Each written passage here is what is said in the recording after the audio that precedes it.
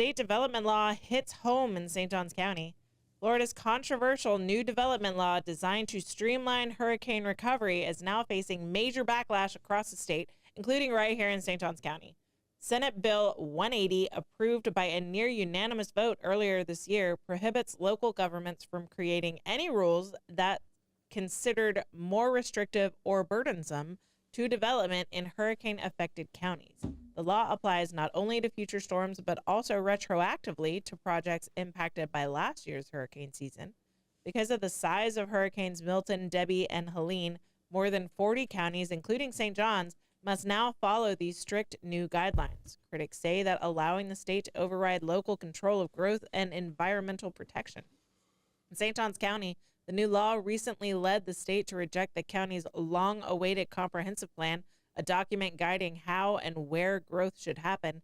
The plan included provisions to protect wetlands, promote green building practices, and encourage affordable housing. During Monday's county commission meeting, Commissioner Ann Taylor arrived wearing handcuffs, a symbol of what she called the state's grip on local government. Quote, "Our residents are losing their local voice on important decisions," end quote.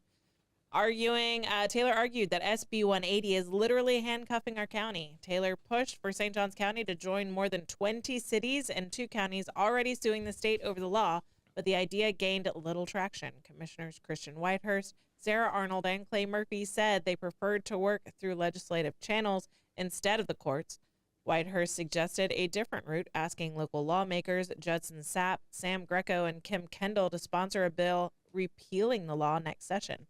Meanwhile, environmental advocates say the law is being misused. Jen Lumberg, executive director of Matanzas Riverkeeper, joined more than 30 organizations, including 1,000 Friends of Florida and Sierra Club, in publicly opposing SB 180. She says a last-minute amendment by Senator Nick DeSigley drastically changed the bill's scope, stripping away local land use authority. This 11th-hour amendment created all these unintended consequences without public debate, Lumberg said. It undermines local planning and takes power away from communities. DeSigley defended the change, saying the goal was to prevent local governments from slowing hurricane recovery efforts. For now, St. Johns County's development plan remains in limbo as commissioners prepare to revisit the issue at their next meeting in October on the 21st, with the debate over home rule versus state control far from over. All right. This bill sucks. I don't like it. This bill's terrible. Yeah. We all know this bill's terrible, Yeah. but you can't sue the state because you're going to need them down the road. And then if you're that group, then you're a part of that. So you got to work through the process and the negotiations. This bill's got to get, I agree with Commissioner Taylor, but you sue the state, it bites you down the road. Yeah. Not just necessarily on this one, on the next 16 that come your way. Yes. So, it's just that's not the manner in which you have to do it. You have to, unfortunately, you have to go through the process.